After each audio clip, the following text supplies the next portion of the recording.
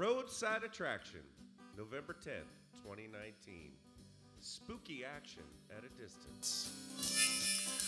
Attention travelers and tourists, you are approaching the event horizon of Roadside Attraction Live. We've got stories and songs, thought experiments, and legal entanglements with things that are round. When you get to the gates, it will matter whether you are here, IRL, or listening to a podcast. Since you are here, in either case, that means there is an observer present, so we can pop into existence for the purpose of keeping you entertained. Visit the fortune-telling lady, delineate expected outcomes from planned experiments, see the amazing big tree, touch it, smell it, listen. Listen, we have a wonderful and inspiring ball of twine, but that exhibit is closed. I am the voice of the 2,000-pound groundhog, so obviously there is more than enough here to help you forget or cause you to remember. It may or may not be your choice. If you need a guide, you're not alone. Luckily, we have one right here. He's Mark Jeffrey.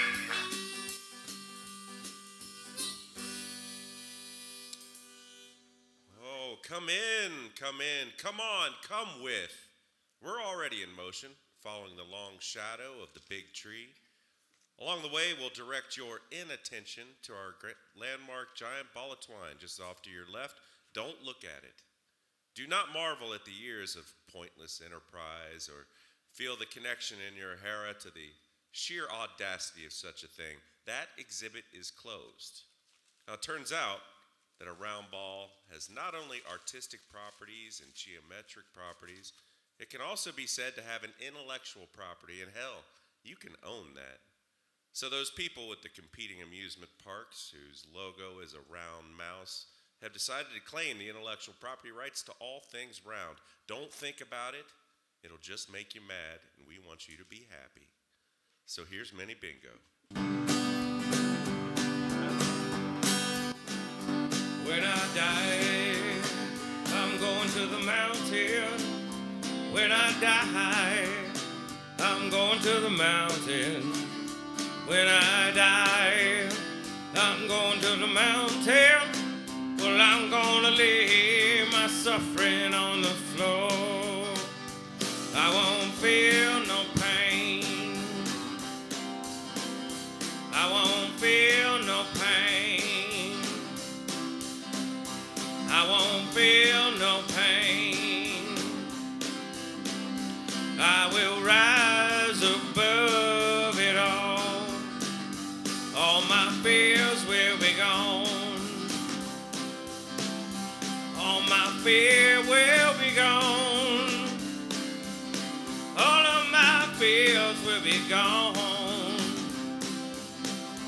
I would stare in the lion's eye, and this old world been pushing me down since the day that I was born. And when I go, no man around can keep me from my Lord. When I die, I'm going to the mountain. When I die, I'm going to the mountain. When I die, I'm going to the mountain. Well, I'm gonna leave my suffering on the floor.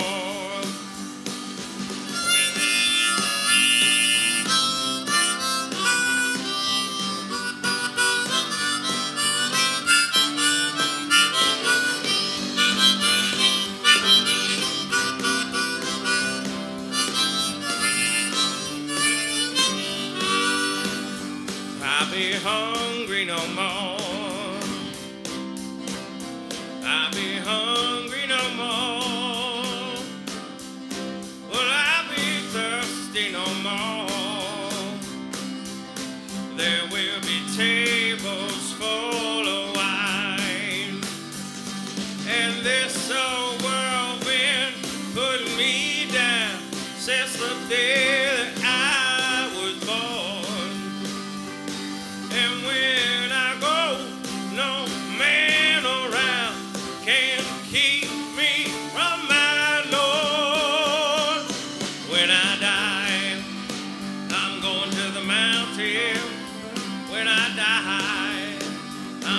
to the mountain. When I die, I'm going to the mountain. Well, I'm gonna lay my suffering on the floor. You gonna do it?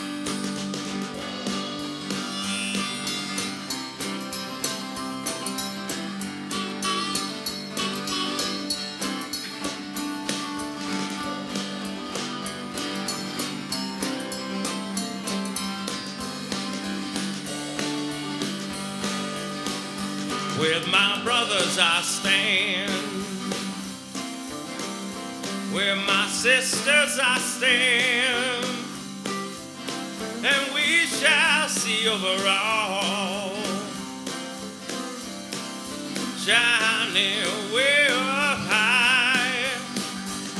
And this world been putting me down since the day that I was born.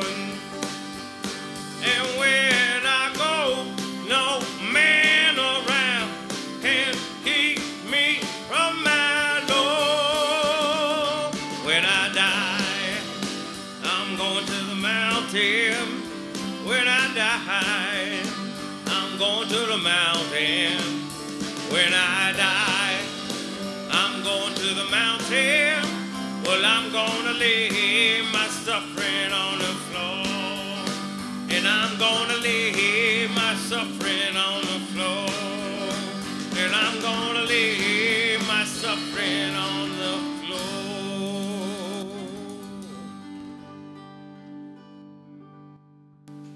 Woo-hoo! Yeah! All right. Now, folks, that was Mini Bingo. I will introduce the lead singer, Matt Byansky. Matt? Matt Beyonce. Beyonce. Matt, you want to introduce the rest of the band for Scott us? calls me Matt Beyonce. We got Red. Yeah, Red. We got Marcia. Yeah, Marcia. We got Don. Don. We got Windsor. And Windsor. House band. And Bill, right? Joe. We got Joe. Yeah, Joe Christ jumped in. You'll hear Christ from jumped Joe in. more in a bit here. Yeah. But House thank you, band, gentlemen. Baby. House band. The house band. How about a little traveling music? Traveling. Do it.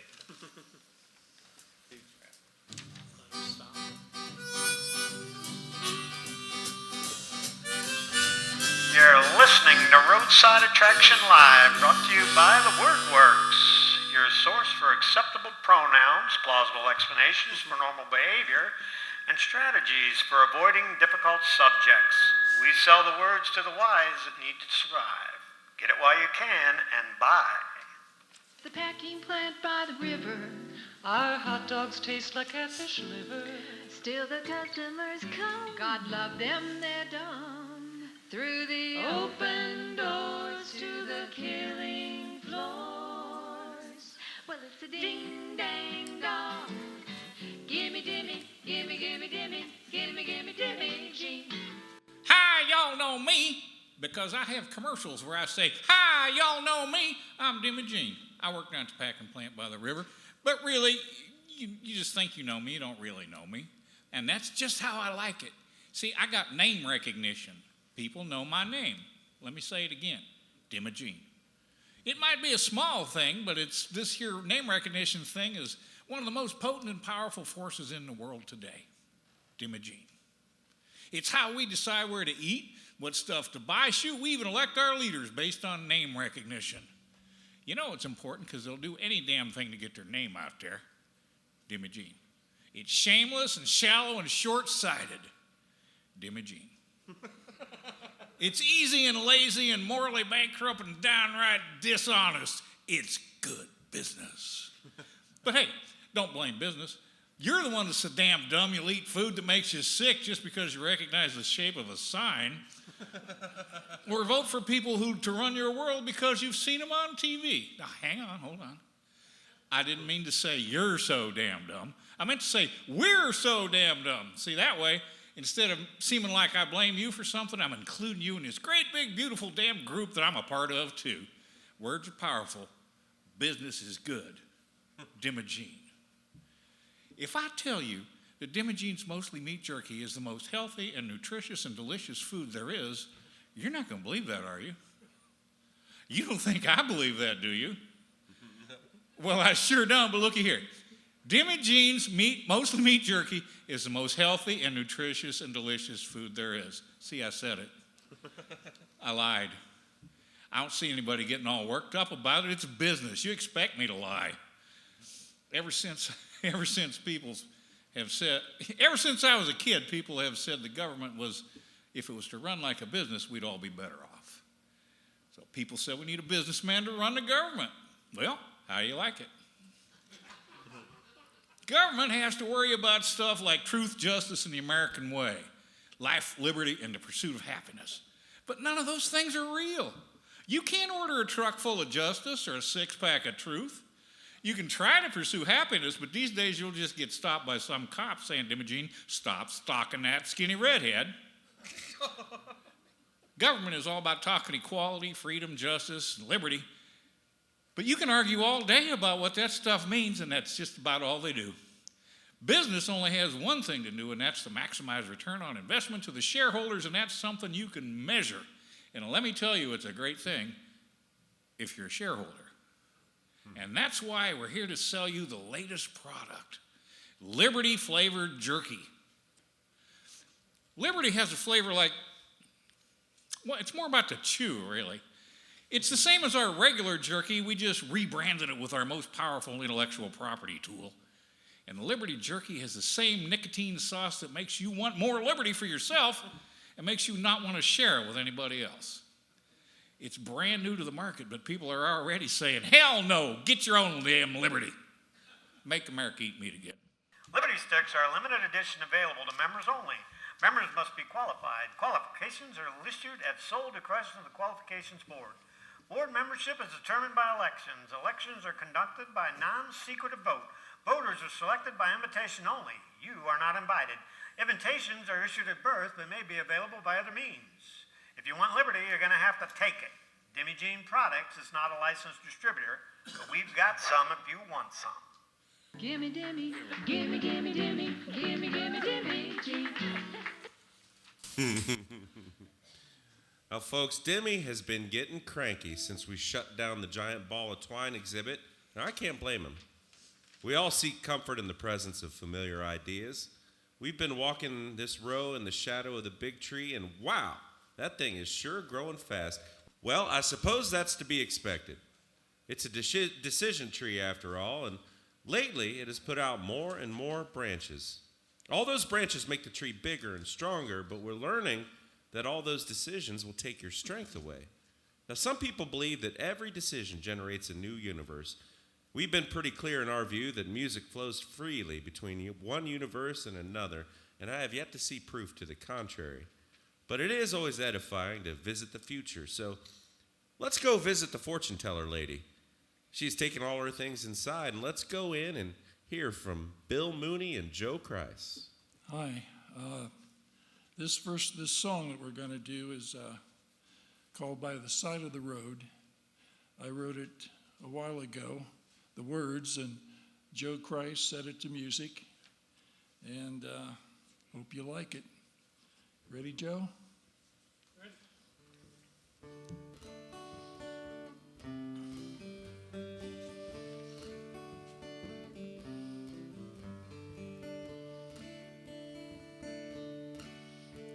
He was rugged and beat, like his pickup truck, with dents and rust and flat out of luck. He was tired in a way that a man understands. Too many miles and worn, scarred hands.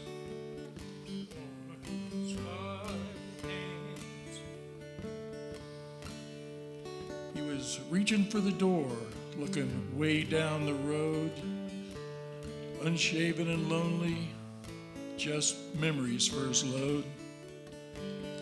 They were a pair, that truck and him, with their youth long gone and their prospects slim. Their prospects slim. It felt good except for its ride. Partners grown old in search of their pride. It's the same drunk night after night. Now that she's gone, he's too tired to fight. So it goes till it's gone, nothing left to be won. Just this little song, say that it's done.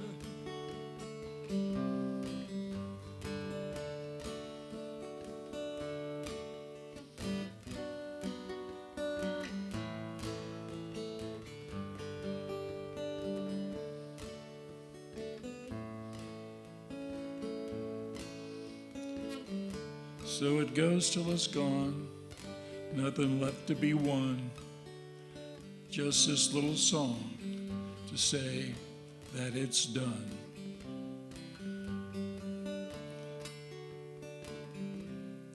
It's done.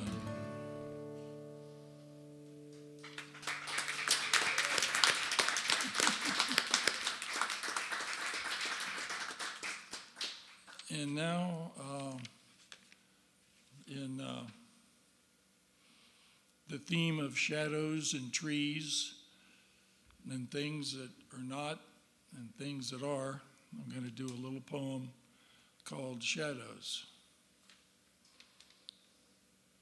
Shadows in the hall, shadows on the walls, shadows on the ground, shadows all around, shadows of a cat, no shadows of a bat, shadows long and small. What are shadows after all?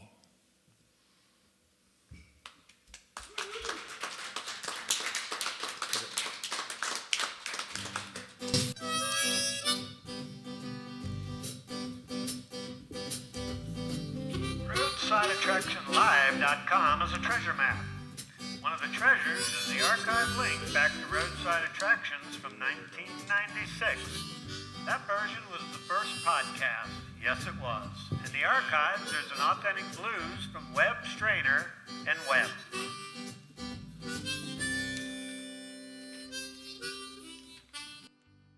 Now, we mentioned thought experiments earlier, and we've made reference to quantum entanglement a time or two. Now, we live in a state of potential where ideas come at you from all sides, as if there's no such thing as space and time. Here in a little bit, we're going to try a thought experiment that doesn't involve thinking. We're just going to ride the wave.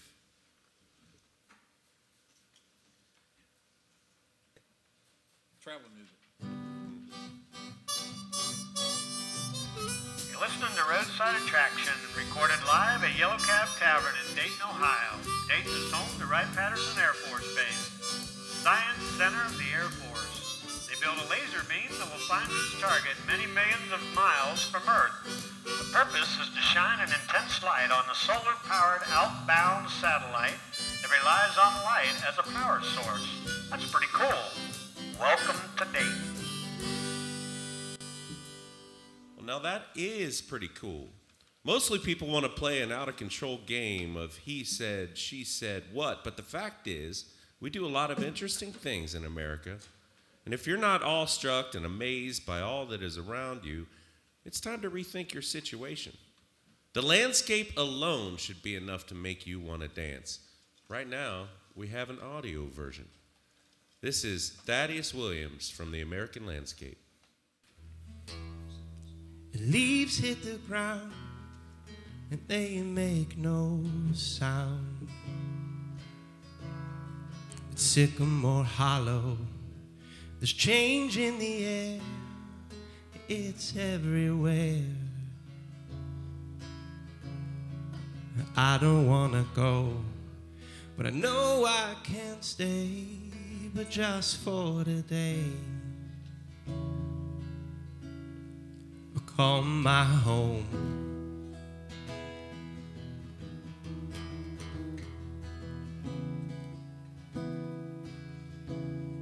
Sycamore Hollow.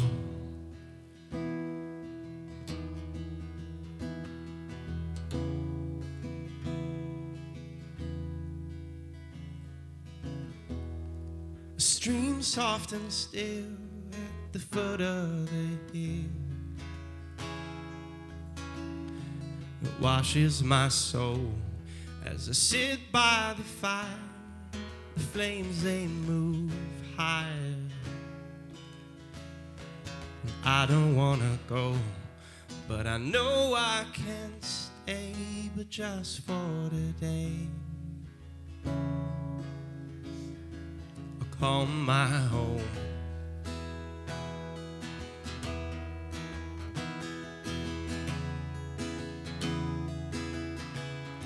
Sycamore Hollow.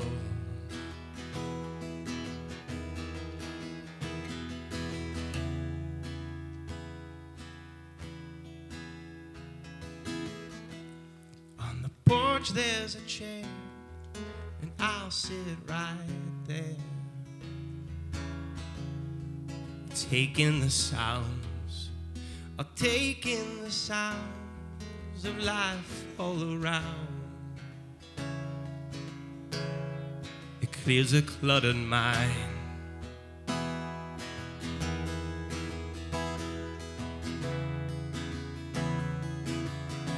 Oh, I've such a cluttered mind.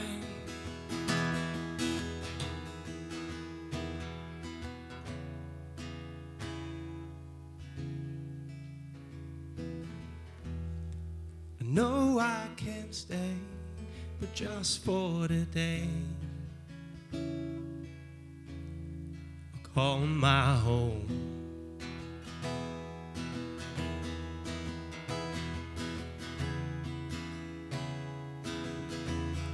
Sycamore Hollow.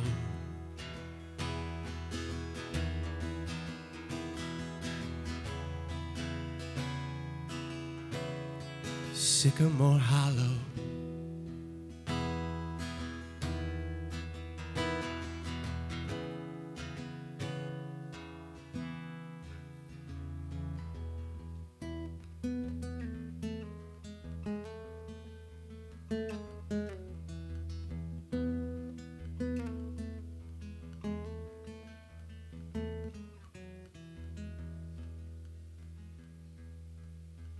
And you know that I'm bound by time, held captive by this fleeting image, that all the things I have can fill this vacancy.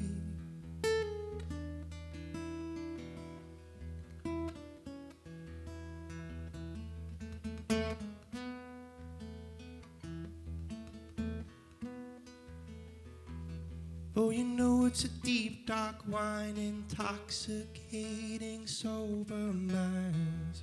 I've lingered far too long, my eyes are red, my mind is fading.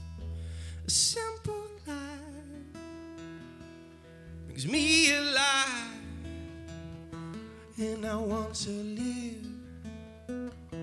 Oh, I want to live a simple life.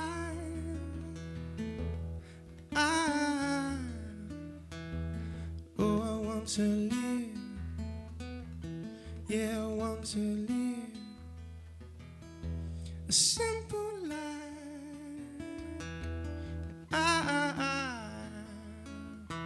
Won't you let me live? Oh, I want to live. I want to live. Oh, I want to live. No, I can't stay, but just for today, call my home.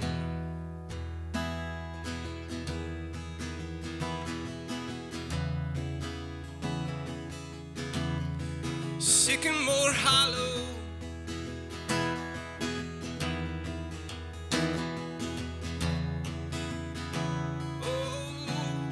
Sycamore Hollow.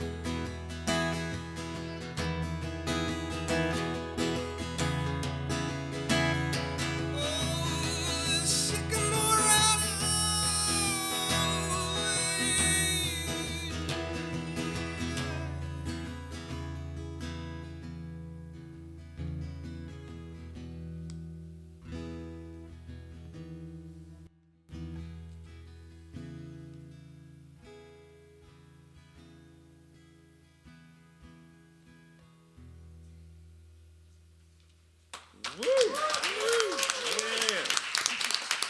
Well, thank you.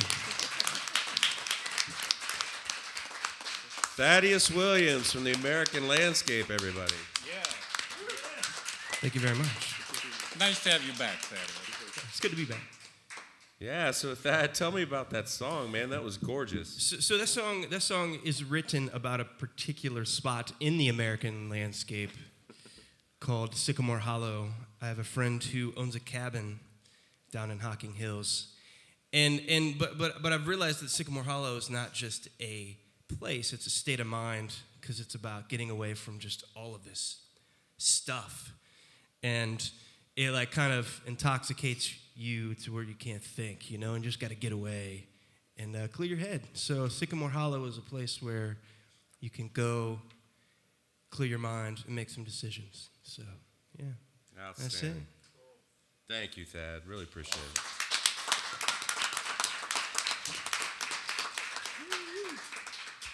Let's do a mic swap there. Okay, and action.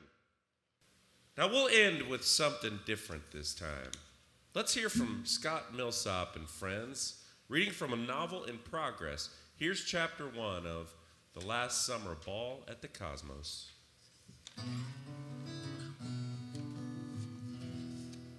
Here comes Mrs. Grin's ghost, still myopic in the afterlife.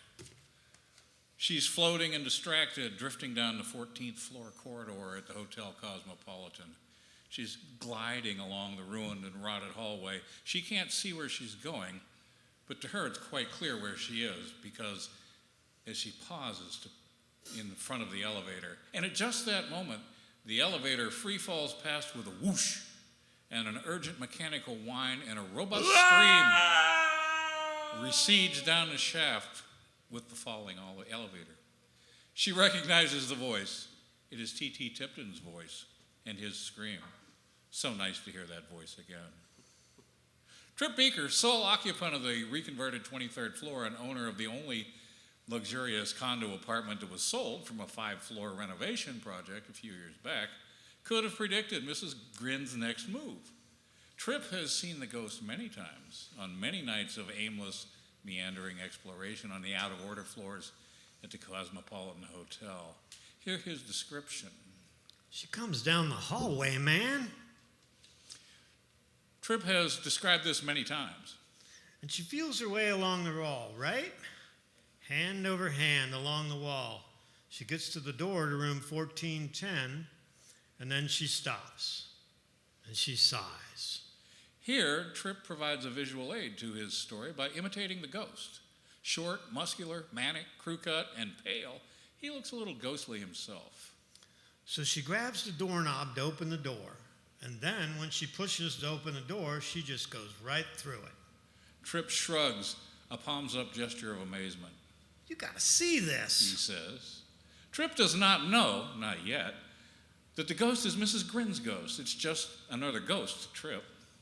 Ghosts, man. Tripp says. I don't know. I guess some are real and some are just in your head. It is said that Al Capone stayed in the northeast corner room on the 9th floor now and then when things got hot and he needed to chill out. That room has a funky smell, and the faucet on the bathroom sink leaks, so the sink is stained oranged. I don't know whether it's true about Al Capone. That was before my time. On the 25th floor, at the top of the Cosmo restaurant and lounge, balded, bearded, beatniky Hank O'Hare is behind the bar, smashing a snifter that Mr. Tipton has just drunk from moments before. He does not know, not yet, that the elevator cable is broken, subjecting Mr. Tipton to natural forces and 25 floors of acceleration at 32 feet per second. I hate that guy. I can't believe I had to serve that guy. I hate that guy. He's talking to the waitress who is perched on a bar stool after her turn on the dinner shift. That big old fat guy that just left? What's to hate? Her name is Rhea, but people call her Thin Ice. She's wearing a black t-shirt with white lettering that says Thin Ice. She has changed out of the slinky dress she was wearing as part of her waitress uniform. She has $300 in 20s in a small She has $300 in 20s in a small pile in front of her on the bar. She peels off $40 and adds a 10 from her pocket and slides it toward Hank, who nods a thank you. Gotta love the bookkeepers, he says. There's a camera with a long lens on the bar in front of Thin Ice. Hank makes a gesture to offer a drink. Hit me. She says and taps the bar top. Whatever he had. Hank pours a shot of El Dorado fine rum in a snifter and places it in front of her and continues. He had his minions call me day and night and sent a gorilla to knock on my door at 6 a.m. on a Saturday. I owed him $738. I was broke. I missed payments on my Tipton's charge card. When they started calling every day, I just thought, screw it. I'm not going to pay it at all. And I told him that on the phone. That's when they sent the collector. He's banging on my door, banging. Before sunrise on a Saturday, big thug. Lots of hair on his arms. I tried to get him to hit me so I could sue his ass. I had to pawn my fucking Martin D45, the one my uncle left me. That was years ago, but I haven't shopped at Tipton's ever since. Tipton's? Tipton's department store? What's that got to do with anything? That guy, the one that just left, that was Tipton. That was Tip Top Tipton? Thin Ice has bright, icy blue eyes. They were wide open, showing amazement. He's a pig, Hank said with a nod. He's a very rich pig. A rich pig bastard. A rich pig bastard that needs to lose about 200 pounds. But he's a good tipper. She sips from the snifter. And he's got good taste in liquor. Top shelf stuff. But hey, he owns the top shelf, so why not? He pours one for himself and says, Compliments of T.T. Tipton. How's that? You don't know? He just bought the place. This bar? The whole hotel. The Cosmos. Where did you hear that? He told me. What does he want with this dump? Thin Ice rolled her eyes in bemusement. He says he wants to restore it, return it to proper glory, he said. I suppose he gets the money to make it a showplace, apparently. He worked here, he was young, so he's got feelings for the place. I also hear he's gotten into the movie business. Maybe he wants to make a movie here. Well then. Thin Ice smiled. I guess he's someone I should get to know. Meanwhile, Mr. Tipton has crash-landed in the basement. When the cable let go of the elevator floor, it seemed to just fall away from old Mr. Tipton and took away his balance. He fell backwards toward the floor, but since the floor was also falling, he became airborne, despite his great bulk. Floating in midair about 3 feet from the grungy elevator floor, all 5 feet 10 inches and 398 pounds of Tyler Thomas Tipton, dressed in a black pinstripe custom-tailored three-piece suit, hovered there belly up. His signature silver cane tapped at arm's length out at one side. It was sheer luck that guided the tip of the cane to the emergency stop button on the shabby elevator, but it was a miracle that the mechanical brake worked. As soon as it caught, Mr. Tipton crashed to the floor of the still falling elevator. His elevator, landing smack on his backside and fracturing his pelvis.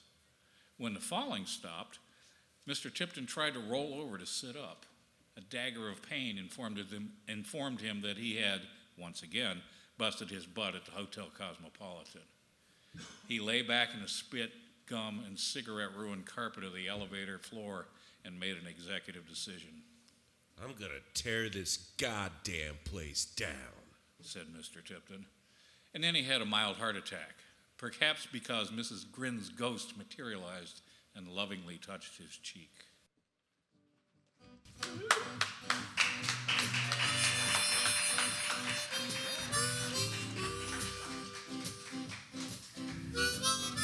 Thank you to the Yellow Cab Tavern for hosting the IRL version of Roadside Attractions. Yellow Cab is a profoundly creative act by Mark Jeffers and Tara Moore. Hang around and find out why we say that. Mark is also our host. Come by our showcase Thursdays too at Singer-Songwriting Listening Room, guided by Windsor Knotts, who is also our musical director, stage manager, sound tech, executive assistant rhythm guitar player, the general dog's body at Roadside Attraction.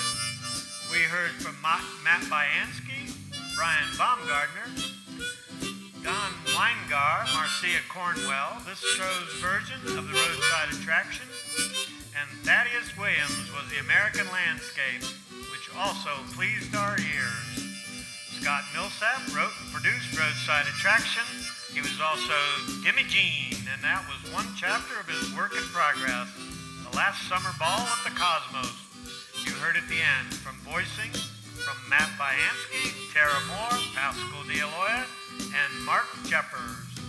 Bill Mooney was the guest poet, and Joe Christ was his guest guitarist.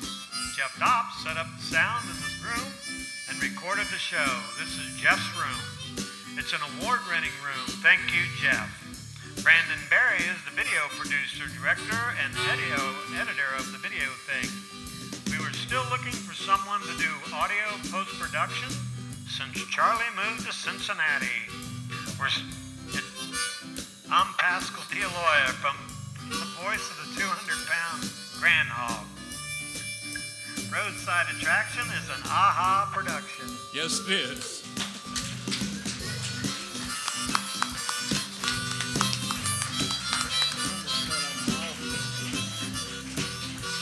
I know.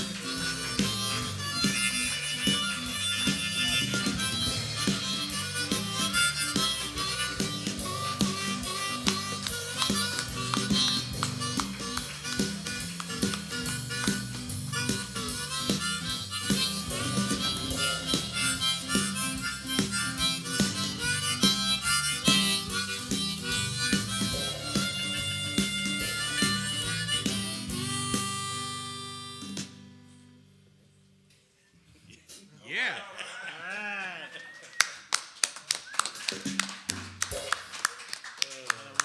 Let it be done. Let it be. Go. Thank you very much, Pascal. No, thank you. That was great. Don't leave me out of the next one. Okay. I mean, unless you don't. Well, you'll have a big part probably in January. Yeah. I'll be there. Okay. Oh, I need my megaphone though.